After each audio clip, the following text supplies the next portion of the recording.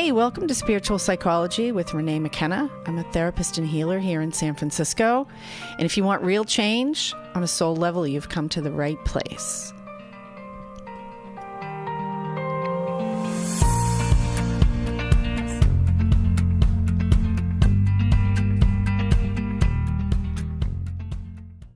I want to talk about turning toward the light and the power of ritual and tradition.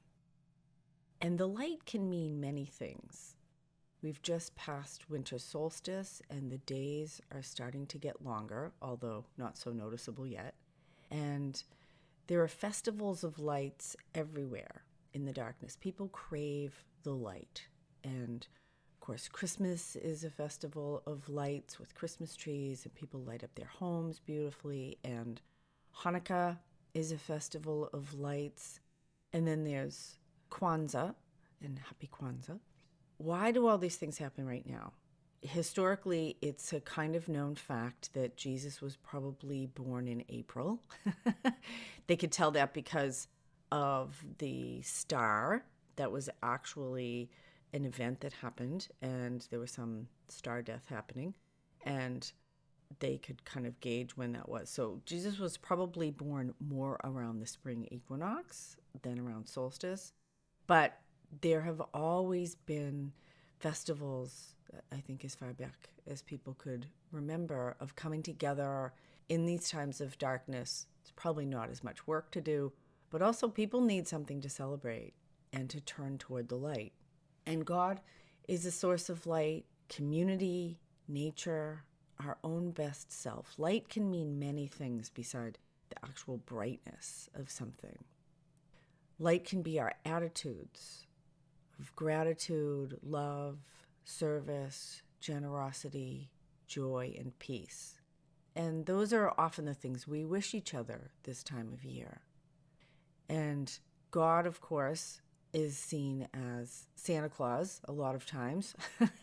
In general, it's both a value and an issue that's left out of the modern Christian tradition of Christmas.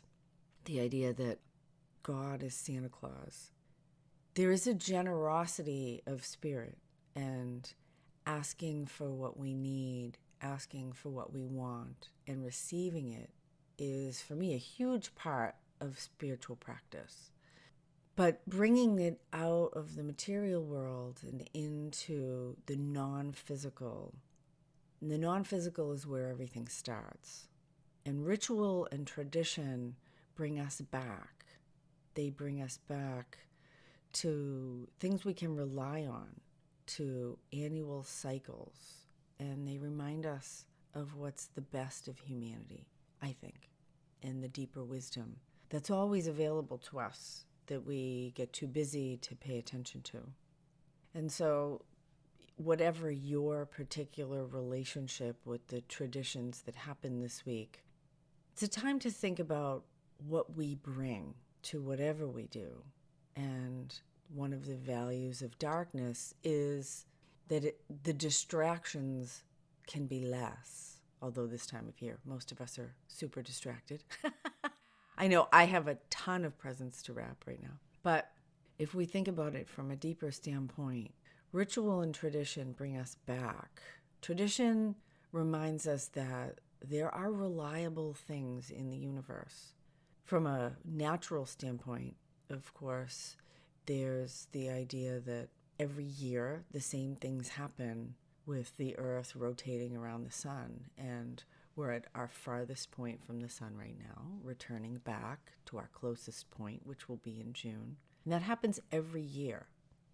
But if we think deeply about that, one of the things that's amazing, I love the instruction of nature, is that every day is different. Every day has a different length. The sun rises and sets at a different time every day. Same with the moon. The moon rises and sets and has even more complex than the sun. The moon is in a different phase every single day. And what does that have to teach us? Well, I think it has to teach us that we have an opportunity every day to be different, and that things are never the same, which can be encouraging, it can be frightening, it could be sad, it could be hopeful, depending on our circumstances. Often we want to hold on to things that we're enjoying, and we want to get away from things that we aren't enjoying. And the universe reminds us that every day is different, and that although things are impermanent, there is a cycle that we can rely on. The sun will rise again. The light of spring will return, as will the darkness of winter again. And being able to be with those cycles, being able to bring our own best self, our own most authentic self into whatever circumstances are happening for us. And that's, I think, the value of tradition, is that returning, that security. As humans, we are naturally insecure. There's this weird thing that we have, that we are connected and disconnected at the same time. It's the human condition, that on the deepest levels, we are part of higher consciousness, of ultimate reality, and we're hugged to the earth every day by gravity, and yet we often feel completely separate and isolated and can't remember that we're connected. And that's really the power of the traditions, particularly of this time of year. Although I think all traditions involve community and connection, but the Christmas and Hanukkah holidays more than most, particularly because of the gift giving. And people have different relationships with that, and I'm not going to talk about commercialism and consumerism. I think what is important is the essence of what gift giving is about. And gift giving is about interconnection. It's about the symbiosis that we all have, what Thich Nhat Hanh calls interbeing. And gift giving and receiving, for me, is very much like breathing in and breathing out. Keeps us alive. Not that we have to give gifts to stay alive, but we do need to be connected in order to be healthy. And expressing our generosity and thoughtfulness, our love and appreciation and joy, giving joy, receiving joy, those are some of the most valuable things that we do as humans. And there are many traditions that will say that loving each other is the whole purpose of being here. And this is a time gifts are, or can be, an exchange of love on the material plane. And bringing the non-physical, the spiritual, the emotional, into the physical plane is very powerful. And that's what ritual is about. Ritual, spiritual ritual, communal ritual, is about bringing the non-physical into the material world, manifesting these pure principles of love and community and connection and joy, manifesting those, making those not just a feeling that we have inside, but bringing them into the material world and sharing them with other people. Ritual is words or actions which are intentional, that bring the sacred into our daily life or into a particular celebration. And manifesting spirit in the material world is as simple as giving someone a hug or telling them that you love them or appreciate them. And expressing that in physical form is, I believe, what the essence of gift giving is about. Gift giving also speaks to generosity and abundance, as do most celebrations, having a feast, having a Christmas dinner, having meals at Hanukkah, sharing communally with people, experiencing, not just reminding ourselves, but experiencing people in connection with us, and sharing the abundance of the earth through food and the abundance and generosity of our own spirit in our material and physical world, whether we make gifts of creativity or whether we buy things for people or create food for them.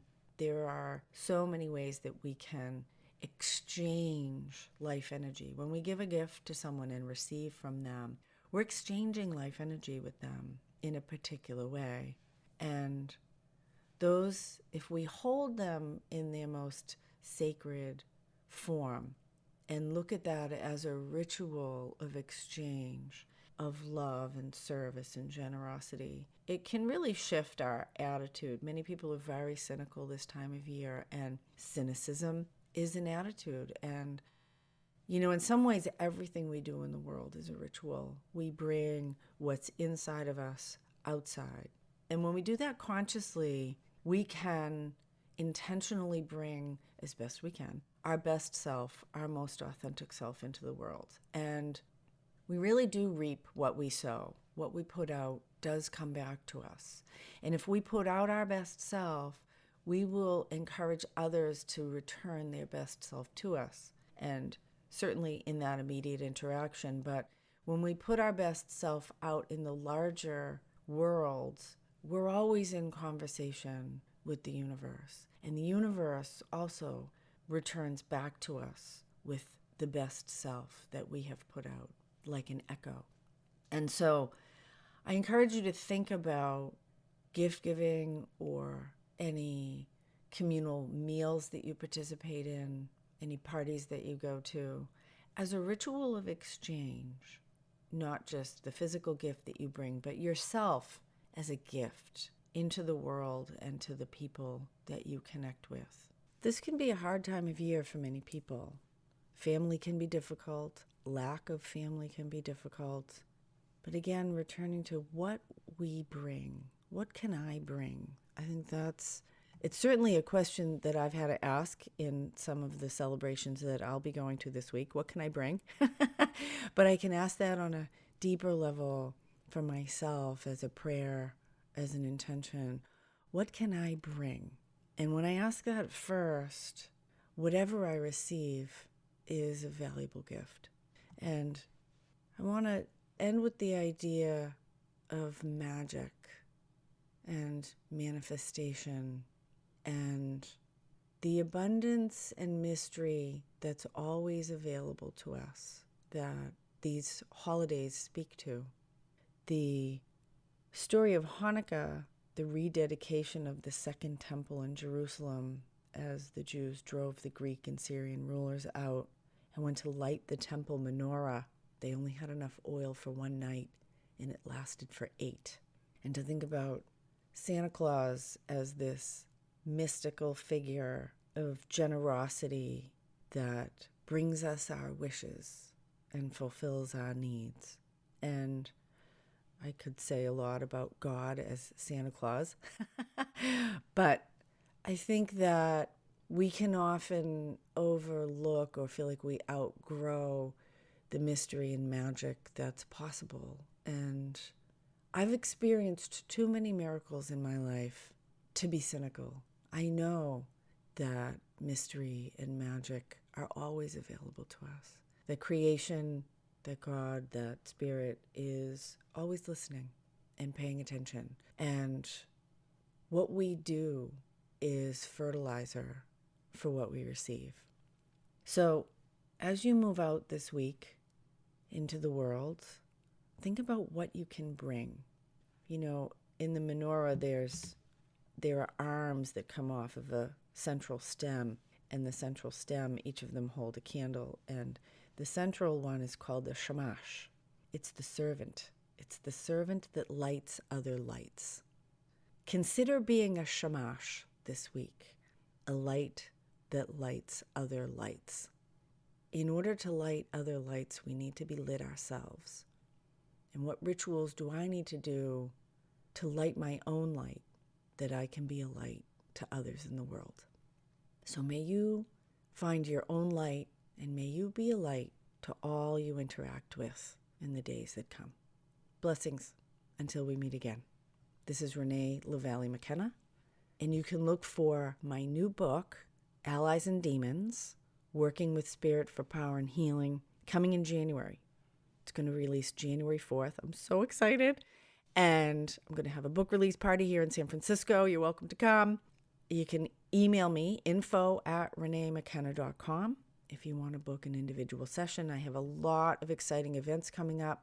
I have a now monthly shamanista drumming circle happening near Ocean Beach in San Francisco about the third Friday of every month. It's a fabulous experience. We actually do a ritual to the goddess of cacao at the beginning, and then we do a shamanic journey. It's beautiful. Share some food, and it's a really beautiful time. Would love for you to come. And look for other workshops coming out of this really powerful work, Allies and Demons. I plan on doing a workshop probably every month in person, and I have a digital course coming out at the end of January. So lots of light to bring to you and hopefully others. Happy Kwanzaa, Merry Christmas, and Happy Hanukkah until we meet again.